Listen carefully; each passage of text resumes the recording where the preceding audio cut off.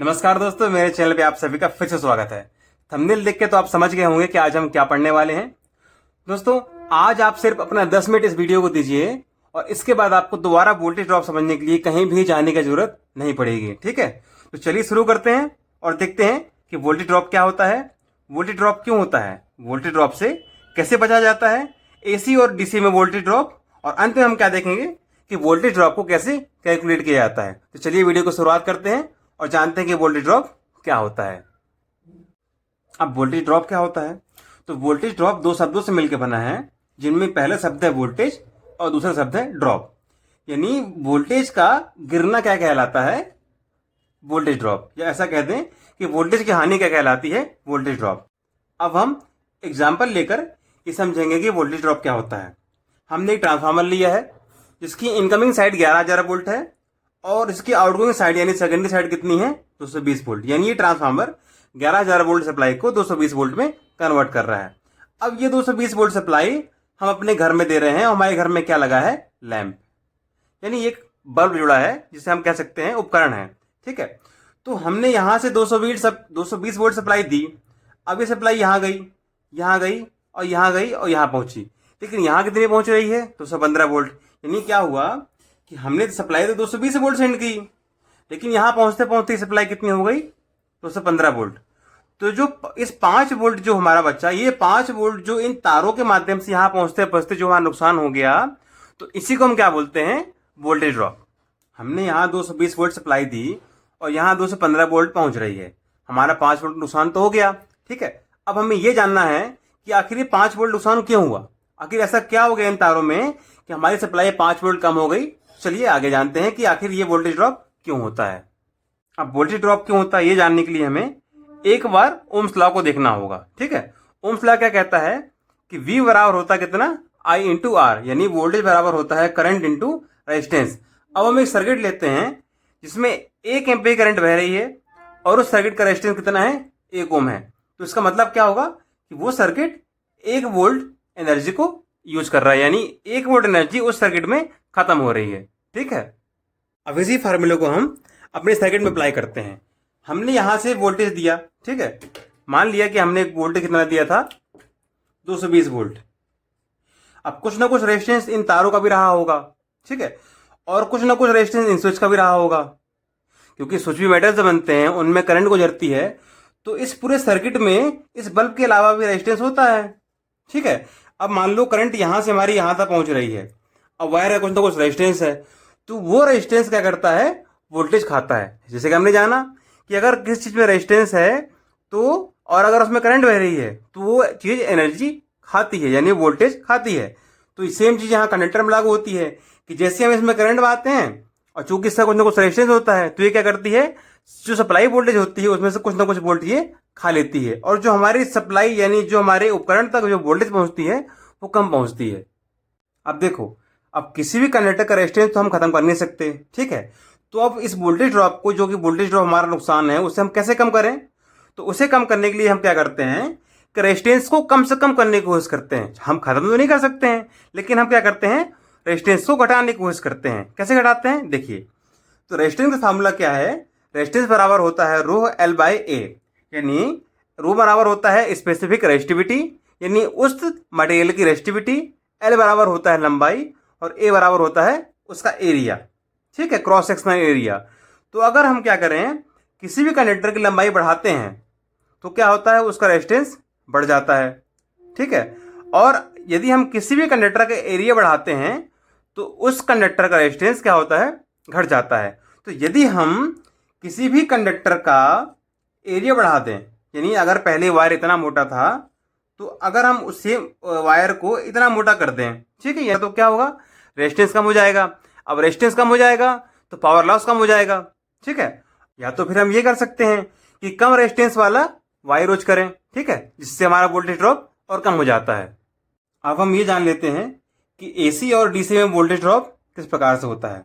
अब देखो, जो डीसी सप्लाई होती है, तो डीसी सप्लाई में ना तो इंडक्टेंस होता है और ना ही कैपेसिटेंस होता है। ठीक है, इसलिए क्या होता है, वहां सिर्फ प्रतिरोध होता है। तो डीसी सप्लाई में R equal to only R, यानी कोई इंपिडेंस नहीं होता है या कोई भी इंडक्टेंस या कैपेसिटेंस नहीं होता है। लेकिन एसी में क्या होता है, एसी में चूंकि कॉइल भी काम करती हैं और कैपेसिटर भी काम करता है।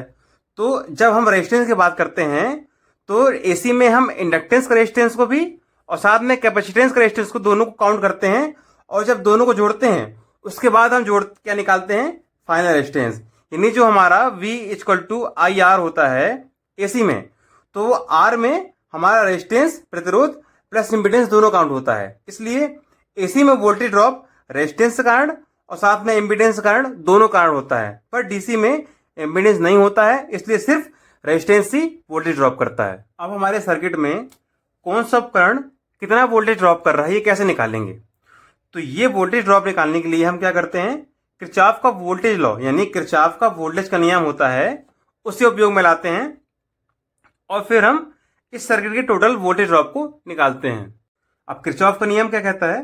तो किरचॉफ का नियम ये कहता है कि जो भी वोल्टेज हम टोटल उस सर्किट को दे रहे हैं, यानी दिया गया वोल्टेज जो होता है उस सर्किट के द्वारा उपयोग किए गए कुल वोल्टेज के बराबर होता है। यानी अगर हम इस सर्किट को 220 वोल्ट सप्लाई दे रहे हैं तो इस सर्किट के सभी उपकरणों का जो टोटल वोल्टेज ड्रॉप का योग होगा वो कितना होगा, 220 वोल्ट। ठीक है। अब टोटल वोल्टेज ड्रॉप निकालने के लिए हमें इन सभी उपकरणों का रेजिस्टेंस निकालना होगा। जिससे अगर ये तार है तो इस वायर की कितनी लंबाई है उस हिसाब से हम इसका रेजिस्टेंस निकाल लेंगे। अगर एक रेजिस्टेंस लगा है तो हम रेजिस्टेंस का भी रेजिस्टेंस निकालेंगे। अगर एक कॉइल लगी है हम उसका रेजिस्टेंस निकालेंगे, और एक कैपेसिटर लगा है तो हम उनका भी रेजिस्टेंस निकालेंगे, जिनको क्या कहते हैं, प्रतिबाधा यानी कि इम्पीडेंस कहते हैं। उसके बाद हम ये टोटल प्रतिरोध और प्लस इम्पीडेंस इन दोनों को काउंट करके और फिर हम टोटल सर्किट में क्या करेंगे, V = IR फार्मूला यानी कि ओम्स लॉ लगाएंगे, और उसके बाद हम क्या निकाल पाएंगे कि इस सर्किट के अलग अलग उपकरणों का वोल्टेज ड्रॉप कितना कितना है। अब हम इसे एक एग्जाम्पल के माध्यम से समझते हैं, जहां हमने एक ट्रांसफार्मर लिया है जो कि 100 वोल्ट का है, और इसके सर्किट में एक प्रतिरोध लगाया है, एक इंडक्टेंस लगाया है, एक कैपेसिटेंस यानी कैपेसिटर लगाया है, और एक बल्ब लगाया है। ठीक है। अब इस रजिस्टर का प्रतिरोध कितना है, 20 ओम। इस इंडक्टेंस यानी कॉइल का इंडक्टिव रिएक्टेंस कितना है, 25 ओम। इस कैपेसिटर का कैपेसिटिव रिएक्टेंस कितना है, 25 ओम। और एक बल्ब है, इसका प्रतिरोध कितना है, 25 ओम। चलिए अब देखते हैं कि कैसे कैसे अलग अलग अनुपात में ये सभी रेजिस्टेंस वोल्टेज ड्रॉप करते हैं।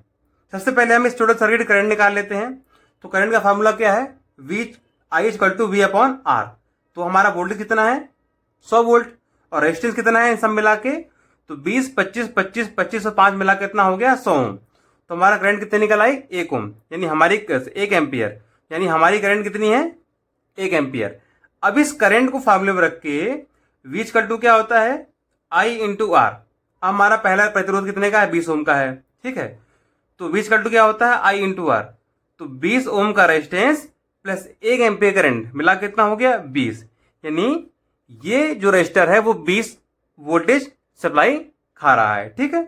ऐसे ही हम इसका निकाल लेंगे, 25 है तो 25 × 1 बराबर कितना हो गया, 25 वोल्ट, यानी ये 25 वोल्ट सप्लाई खा रहा है।